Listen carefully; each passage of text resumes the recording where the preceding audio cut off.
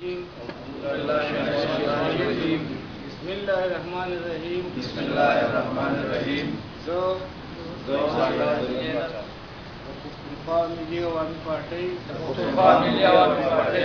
د ضلع مردان د حیثیت دا لوړه او سوګند کوم زه به د پښتونخوا ملي عوامي پارټۍ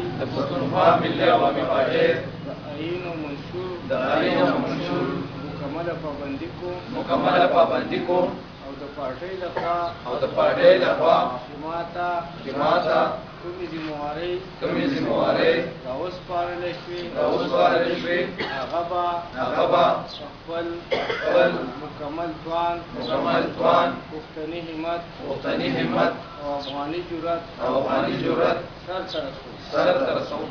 لوی خدای پاک او تاسو ناست ملګري زما په دې سوګند ګواه اوسئ.